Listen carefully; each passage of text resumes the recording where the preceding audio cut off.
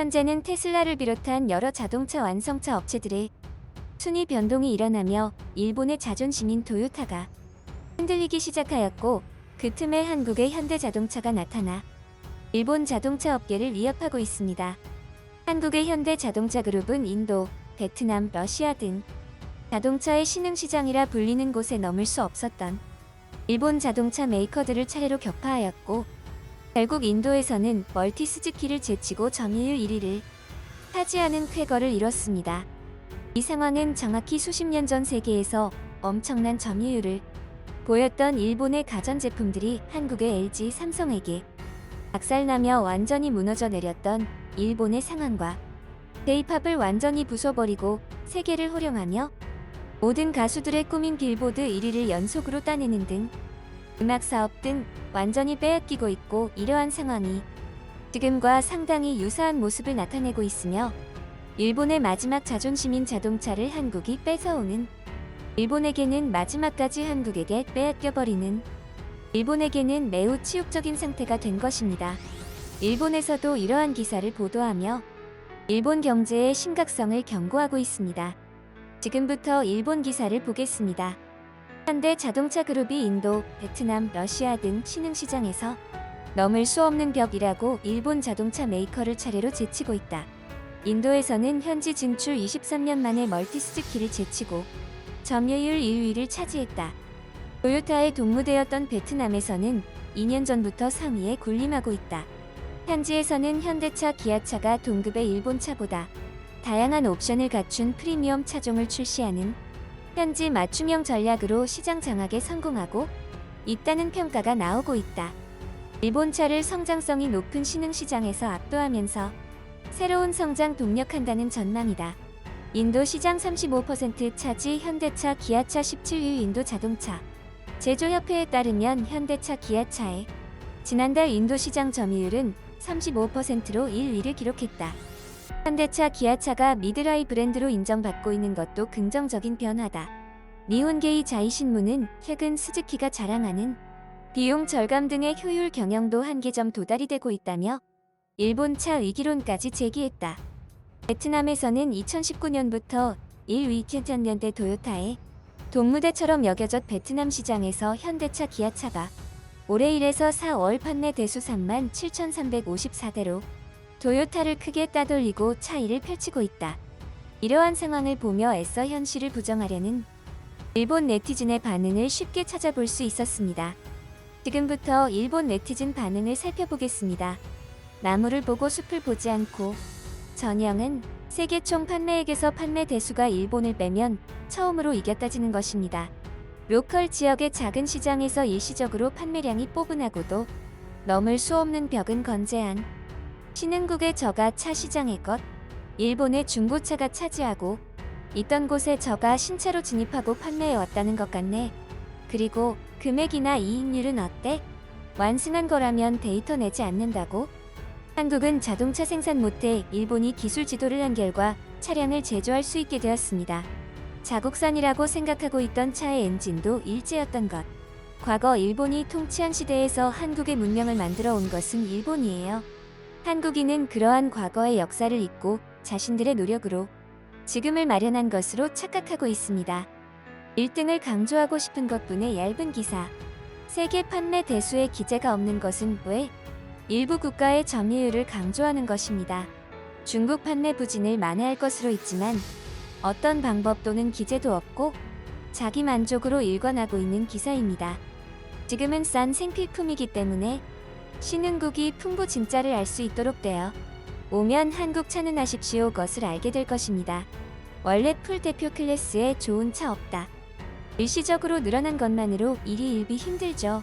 성장이 계속 시장에서는 처음에만 점유율을 보더라도 결국 일본 차와 유럽 차의 점유율을 빼앗기는군요. 중국 시장처럼 말이다. 사지 않을 수 없지만 소득이 많아지면 한국 차에는 거들떠도 되지 않을 거야. 한국 차의 보급은 자동차 사회에 심각한 악영향을 미칠 것이라고 생각. 열심히 노력하여 성과를 내고 온 것 중에는 엉터리 것이 섞이면 모두 안 된다 했으니까. 한국의 판매 전략이라는 것은 예나 지금이나 잡을 전술을 기본으로 하고 있다. 즉, 일본 제품을 대상으로 하여 그 시장을 빼앗는 방식이다. 예를 들어 일본 차의 성능에 미치지 못하지만 일본에서 기술자를 빼내는 등을 적당히 차를 만들고 일본 차보다 부쩍 가격을 내려 때려 판매하는 방법을 취한다. 일본 메이커가 바보 취급하고 있던 한국 자동차가 세계에 팔리게 되었다. 한국이나 중국의 메이커는 그런 방식으로 시장을 잠식해 오는 것은 명심해야 할 것이다. 가전제품과 농산물 분야에서도 똑같은 일을 당했다. 단지 일본 자동차 공장을 가동 중단했기 때문 월간 판매량이 늘었다 뿐이죠. 작성을 모호하게 하고 전체의 점유율이 바뀐 것 같은 수는 법을 하고 있지만 인도와 같은 거대 시장 전체 점유율 수가 한 달에 12%나 오르는 등 그래서 정확한 숫자는 내고 없는 것 같아요.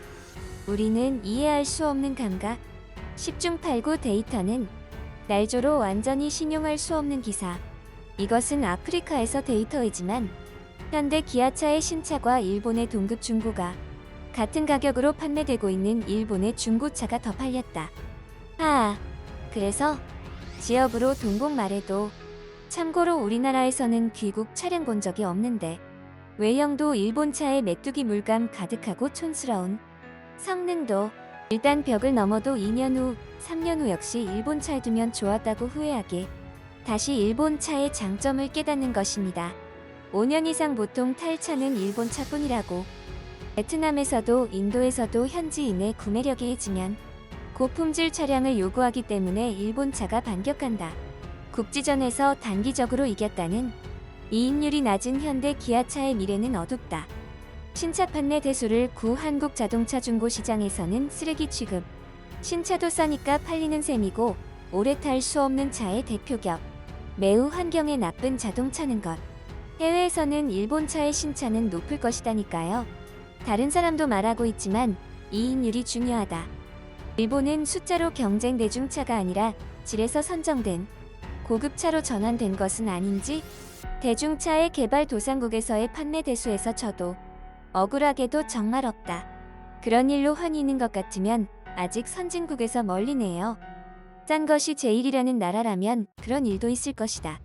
무엇을 내리지 않는 것을 언론화필 것이 보도하고 있어요. 본래 언론의 존재 의의는 편광의하지 아니하고 제대로 보고 정확하고 공정하게 보도하는 것은 아닌가. 기업 활동에서 궁극적으로 필요한 것은 이익 확보입니다. 점유율은 하나의 지표가 있지만 공유 떨어뜨려도 이익 증가시키고 있다면 그것은 토요타의 경영 노력에 의한 편하게 벌 방법을 하고 있다는 것입니다. 판매 대수의 숫자일까요? 지역으로 매매하면 팔리는 나라뿐.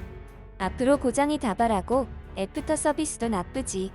고객 이탈이 일어날 것이 눈에 보이고 있다. 20년 판매 대수 1위를 유지할 수 있으면 인정하고 싶지만네요. 판매 대수는 마지막으로 나오는 수치로 연말에 처음 정해진 것. 또 일본 자동차 판매 대수에서 줄고돼서도 유럽차에 이겼다고 생각하지 않고 더 나은 자동차 성능을 추구한다. 불이 나오지 않는 물이 새지 않는 긴 수명이 고성능 자동차를 만들고 나서 일본에 도전하십시오. 그렇게 말한 국가는 유지 보수할 것이 너무 없고 손상 억지로 움직이면 좋다고 국가는 역시 보수의 세심한 내구성을 중시하는 국가에 대해서는 약하네요. 결국 싸게 손상 아무것도 말하지 않는 국가에 대해서는 장점은 있습니다. 그만큼의 차이는 현대차는 일본 차보다 쌉니까? 베트남이나 동남아시아에서 보면 이동만 하면 되니까 고장을 했을 때의 대응이지만 유감이지만 서비스 평가는 않을 테니 점유율은 가지고 겠지 어쩔 수 없다. 지금까지 일본 반응을 살펴보았습니다. 끝까지 시청해주셔서 감사합니다.